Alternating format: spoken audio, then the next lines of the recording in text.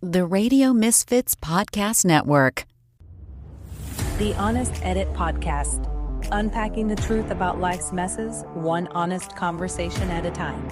With your host, Scarlett, the No-Fluff Get-It-Done Mindset Coach, and Holli, your go-to for all things practical, balancing chaos with compassion.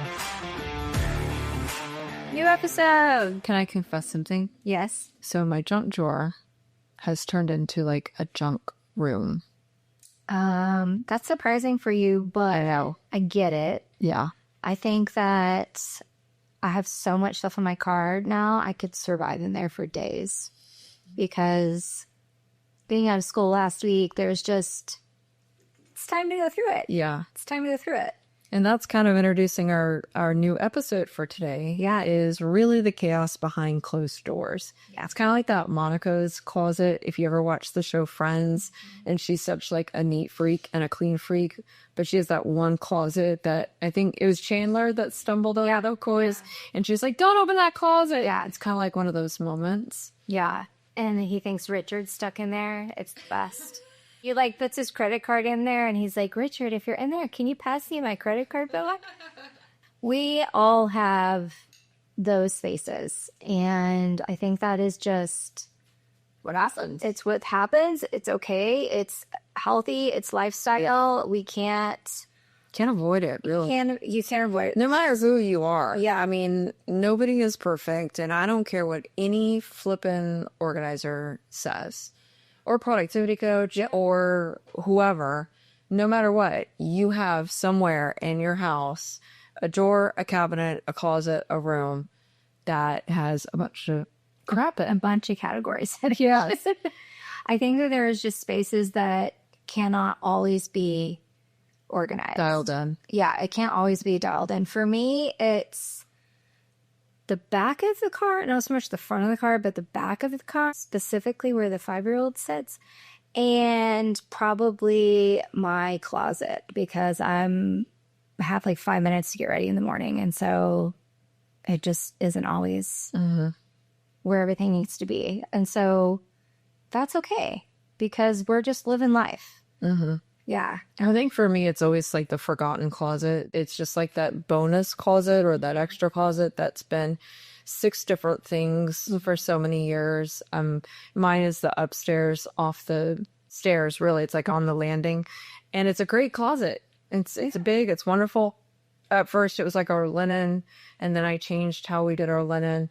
Then it was my husband's like office closet, but it's so removed from where he is now and technically where he offices from, so it doesn't make sense to be that anymore. Then it was like the memory closet. Now it's like a hodgepodge of like everything, my decorative pillows, memories, the tchotchkes that my husband collects, and sort of his office stuff, like crap I don't want to be in our library, because that's really where it's off of. It's like the landing is our library. So above the garage is my husband's workspace. It's a workout room. It's a photo studio. It's a workspace and a craft room. Thank God it's a big space, but it is also, we've kind of tried to like zone it off, but my husband... Did you see my face on that when she labeled all those categories? That's a lot, because I can think of that in my head. It's a lot, and I really want to like fine tune it, but it's his space and it's working for him. And sometimes I go up there and I get bossy about moving stuff around, but most of the time I'm not allowed up there. Does it wake me up at 3 o'clock in the morning knowing that there's just shit everywhere and whatever? Of course it does, but I'm trying to give myself the grace. Do you ever space. Wake up in the middle of the night and think about our clients? Yes. All the time. I do that all the time. It's like waiting tables, waking up, feeling like you're in the weeds. It's that. I think about, oh, this should have gone here, or, oh, we really need to attack that area. Yeah. It bothers me.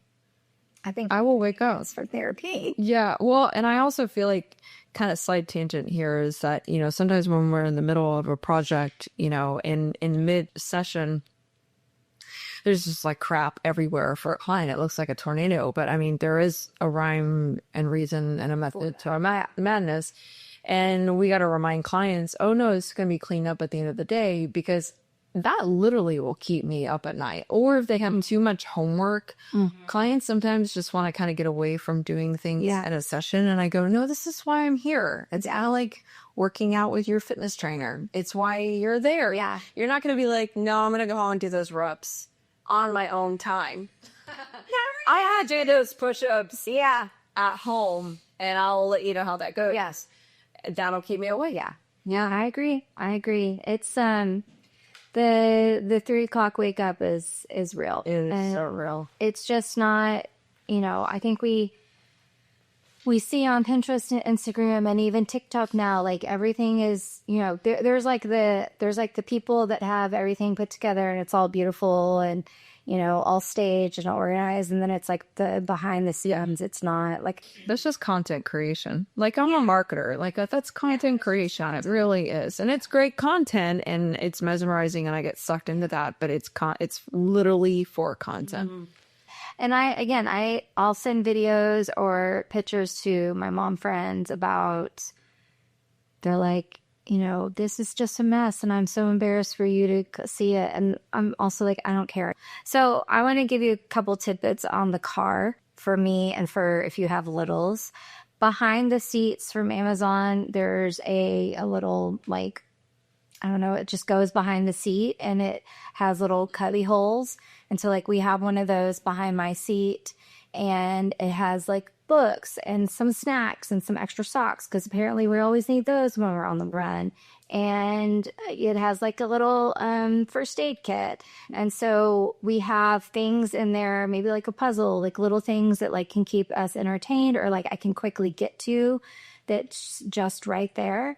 And then raise your hand if when you were feeding the baby and you had one of those little diaper totes that you would keep diapers in so you could move it around the house with wherever the baby was. Well, I've taken that and I put it in the car. It's between the seats. It has like tissues, some books, some snacks. It has like all of our like bug spray, sunscreen, and it's easy to get in and out of the car. Caddy. Yes. And so it's like, it's called, it's the car caddy. That way, like we can have that stuff in the car, but it's not all over the place. Right. And then of course stuffed everywhere and then you're trying to find and it's like in the door or in the hand, like all of that. It's just in there and it's easy to get in and out.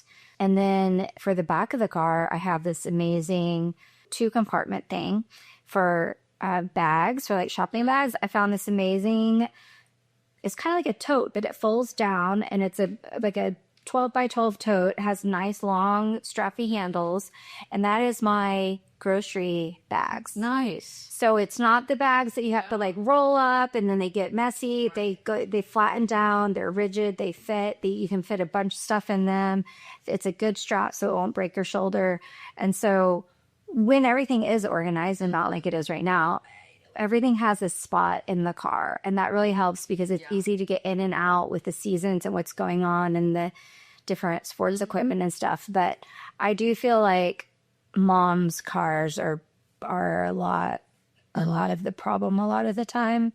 But it's just if you can find a cute little system that works for the car, that will help. And then also making the habit to go back and clean it up. And reset it. Yeah, I think I always have to reset spaces. Yeah, and for me, while Jonah was growing up, first of all, I'm going to preface this. I'm an anomaly. I'm a gearhead, and I love cars. And for me, my car always has to be pristine. I'm OCD. I'm a control freak about my car, any car that I've ever owned. And so, yeah, I didn't really have the mom mobile because I took the extra time to shift items back and forth if I needed them, or we were just not going to have those. Because to me, I'm like, we're just going from one place to the other. The other place has whatever we need. Right. And so for me, I would just do the extra work to but I prioritize. Now, did I lag in other areas or other areas were messy for me? Absolutely. It's just my car was always a priority. My car now, it's even when we do a lot of shopping for clients, and I feel like my car is always packed to the brim. Sometimes when we jump a container store and they go, I gotta fit all that in there, and I go, watch me. Hold my beer. Yes, I will. Yeah. And I literally will get it all in there and they go, And I go, I know, we play Tetris for a living, and technically you do too, but I'm gonna leave that alone. Yeah. Anyways, but the other spaces, like for me, the closet and the whatever, I get a little lost in that, and I go, I don't know, I don't have the time, or I got to reset, and I got to, in like 4 months, I'm gonna walk up to that closet and I'm gonna go, okay, what can this closet actually be utilized for now that makes sense for our time of life, Right. or what we need, or Because it our changes. interests changed, or whatever. Yeah, so you want those resets. And going back to the whole Instagram, when they're restocking and they're doing the cleaning thing, and this is what I do on a daily, and it's all the really pretty cool video.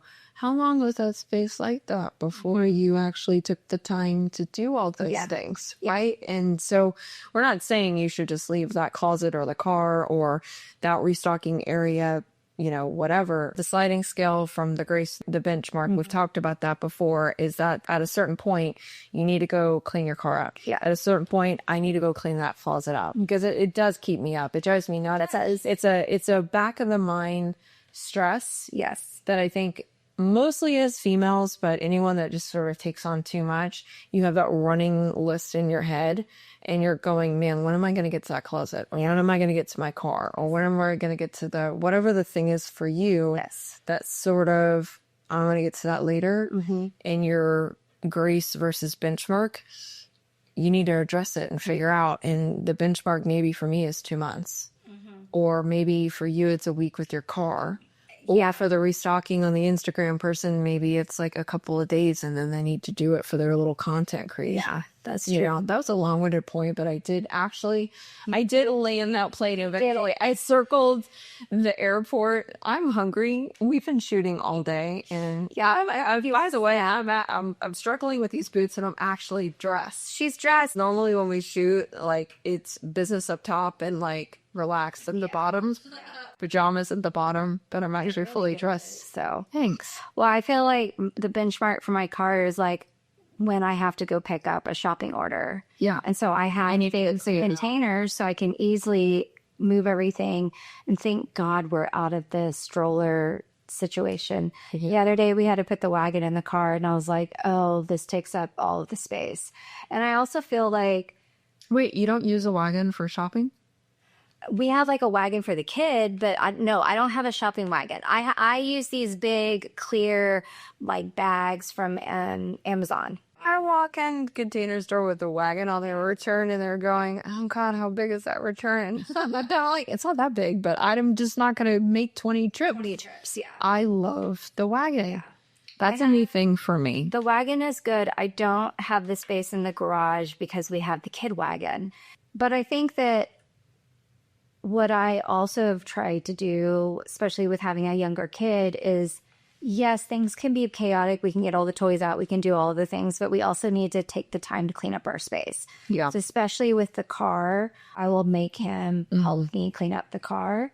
And it helps him have, it's the family. It's not just mom's car. It's not just my problem. It's the family car too. It's everybody's responsibility to keep it clean, to throw the trash away, to put things back where it goes. And that, also bleeds on into the house and the living room and the toys. And so I'm really trying to get the whole family involved in the cleanup. So when it gets chaotic, it's not just my job to clean up. It's everybody needs to be involved. Yeah. Don't feel like you have to be the one to get every single thing done. It's really good to involve the kids, your spouses, your partners, whoever is living in your household, because ultimately you should all be taking care of that and value and appreciate everything that you have and where it goes and what happens to it and yada yada. So yeah, and we've touched on that several times before, not taking on too much and being that people pleaser, because it's really a teachable lesson for everybody. Yeah. Yeah. Where has there been like a mishap that you like it's proven you can't organize everything? Man, that's a hard question. I would say for me, it's digital. Because we do digital decluttering and organization. And for me, like, I do like a clean home screen desktop. Yeah. But I've got literally folders. I literally have folders that says organize this crap. Yep. But it's just shit that stays in there and I don't actually organize it. Yeah. Well, I think for me, it's digital or paperwork, the to be filed. Yeah, it's a difficult thing for me. I'm not going to want to sit there and shuffle paperwork. Even though I've taken on admin roles and whatever, my career paths and whatever, and I totally did that daily. I just don't want to do it. I have some virtual clients that I've done some digital cleanup and record keeping for, and it seems so overwhelming at first, but because my background is in that too, executive assistant projects and all of that, I really can just like put on some music and get in the zone. And it just feels so good to see everything lined up and everything organized and by date. And so I kind of nerd out on some of that, but it can be overwhelming. And I've had clients, just like in the middle of the session, they're like, oh, I have a new email or whatever. And I'll look at they have the little bubble on their phone. And it's like 36,000 emails. And I'm like, wait, what? We're going to fix that. Yeah. I can fix that in like 10 minutes for you. I know. Because there's email strategies where you can go and consolidate down. And I think digital is hard for a lot of people, especially since there's so much more digital. And like, for me, being on computer, it's like you get on the computer for one thing and then it's like being on your phone. Well, for you, because I don't mind doing paperwork and digital filing, obviously, for clients. Or when I come home, I'm like, whatever, I ain't doing that.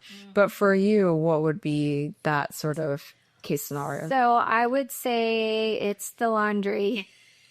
Yeah, and that's a lot of people. The freaking laundry. It's never ending. So we know, because we talked about it before, my husband is my hero because he does a lot of the laundry, but we do fold a lot together, and he will fold things that I'm like, we don't need to fold that. And case in point, in the laundry room, we have a Puggus bucket from IKEA, and it's cleaning towels. And you know what? I take those cleaning towels and I put them right in that bucket, and I don't fold them. Nobody needs to fold them because they're just coming right out. And I don't fold those. And it doesn't really look messy because it's behind a door and it's in a bucket and it's white, so I can't see it. So I don't fold that. I also don't fold underwear. Yeah. Especially women's underwear because it's lacy and frilly and it doesn't fold well and it takes forever. And yeah, it's so pointless. I had, or you remember the sock trend? Oh my word. I did that once because, every guy has like 2 need freaking socks to begin with and they feel like they need all of them. My husband included. Sorry, honey. But I decided to make a really cool sock drawer it's actually on my personal Instagram. I should probably put that on my business Instagram. And you do the tuck fold. The tuck fold. And then it's filed in and you color code it and you do it by category, then you color code it. Yeah. Yeah, I did that once. The maintenance on that is such BS. I just will not. I'm not doing that. I was like, this is great for a photo. And I said, yeah, that's all it's good for. Not doing it. I have a problem with folding. And I think it's because in my house, I don't really like I love doing a closet. I don't really like doing the folding. I'll have like a helper come and do the folding. Because in my house, it's like, it's the last thing on my priority list to get done. And so even for like my kids' drawers, some things are file folded and they work, but a lot of like his shirts get hung up because we have the space. It's faster when you're hanging up. It really is faster when you're hanging up. But we don't fold some of his clothes. We just he has a basket. He has a little drawer. We throw them in the drawer because he's going to go back in that drawer the next day and pull out every single thing. And he's only 5. Maybe when he's 10, we can actually fold. But right now, I don't spend the time doing it. Yeah. And I roll like all of my joggers and stuff. I don't file fold them. I roll them up. And the filing method is still a great method. It helps with I have mid-century modern furniture, and so I have very like shallow drawers, and so I can't do a file fold. Because most of the time they can be too tall or they take up too much space. And it's, And again, I'm not, if you're going to pay me to file fold, I will. And I have done it before. I file folded 153 leggings for a client one time. Oh, wow. 153. She had all the colors of all the styles of all things. There was 153. And I did it. And it looked beautiful. It was great. It was lovely. And we taught her people how to do it, and taught her how to do it. And her kids started doing the same thing, and it worked for them. Does not work for me. So if you can hire me to do your closet, but she's coming with me to do the folding. I love file folding. Yeah, totally do about it. And I literally, when I, for me, I do 3 loads of laundry a week. Now, my daughter's at an age where she can do her own laundry. And I basically just do my husband's and I's. And then, we have linen because I wash our sheets, and then we have our towels. Yeah. So I'm at a point in my life where my daughter does her own, and it's fantastic, So I have a little bit less laundry, and I do all my laundry in one day. So it's either Saturday or Sunday. And then for me, in whatever we do for clients, I mean, we do at home as well to test it out on the maintenance, because, with the file folding, a lot of people will argue, well, this takes a long time to do. And I'm going, well, not for me. No. And I've timed it. I mean, it's the same if I just kind of sort of fold it and then put away, but then I'm looking for stuff, and the timing is about the same. So for me, I do love to file fold. So all my workout is file folded. All my Jamies are file folded. Like Dominicans. All my pajamas are file folded. My husband's shirts used to be file folded, but he had too many. And I'm like, this is wasted drawer space. So I started hanging it. And it's all just on one rod, and he can actually see it better and whatever. So we did change that around. But at a certain point, I was file folding all of his t-shirts, which I'm fairly certain he's close to that 153 mark. He's got a lot of t-shirts. Yeah, t-shirt guy. But no, I will spend, I would say, 10 minutes putting away the laundry on each load throughout the day. So in the morning, I basically do all the clothes, the darks first, and then spend 10 minutes putting it away when it's done. And then I move over to the whites, which is typically a handful of white. I mean, I'm a redhead, I'm pale, or that much white in my day. Yeah. Unless I go with spray tan, redhead problems. But again, 10 minutes, put that away. And then making the bed, I think, takes the longest because I have to have a million pillows on there. So I am. So I think the linen takes me the freaking longest because I got to make my bed, and it's a huge king bed, and you got to it's a workout, and it drives me nuts. So I feel like for us, the garage gets kind of messy too daily. I feel like I spend a lot of time in the garage because it's kind of like the catch-all for like the trash that needs to go out. yes. The shoes come off there. Yeah. There's toys that get pulled out there. And that's like a space that I feel like I'm constantly interacting. Yeah. It's a working space. Yeah, it's a working space. I would say that's for us too, because we pull donations where we have the trash and the recycle. The recycling is always Amazon boxes that come in or whatever, because we do a lot of online shopping. And then also client stuff. Sometimes I don't want to drive around with client crap in my car, and I'll put it in my garage temporarily. Yeah, and then it's a work zone. And so we have a work zone too.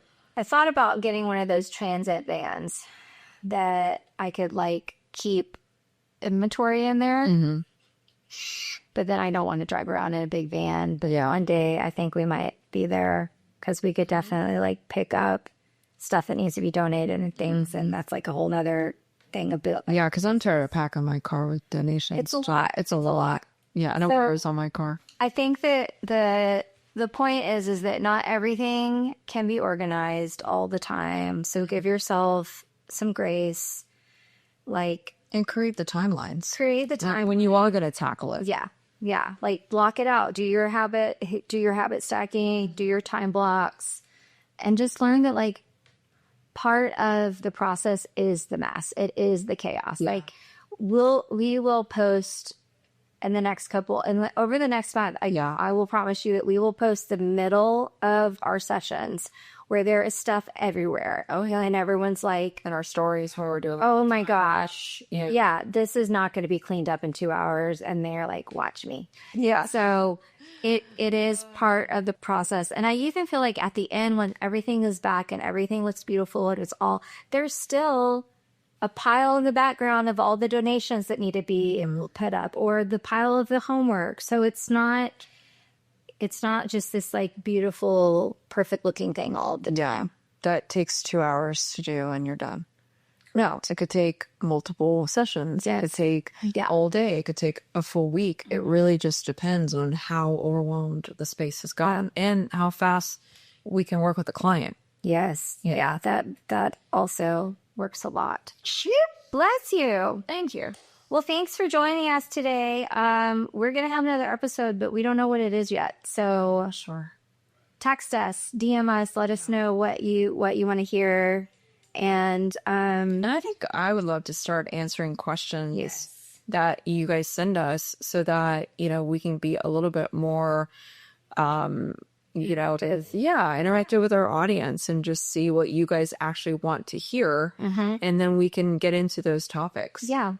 So DM us. Thank you. Thank you. For joining. See you next time. Bye. Bye. The Honest Edit Podcast. Unpacking the truth about life's messes, one honest conversation at a time. With your host, Scarlett, the No-Fluff Get-It-Done Mindset Coach, and Holli, your go-to for all things practical, balancing chaos with compassion.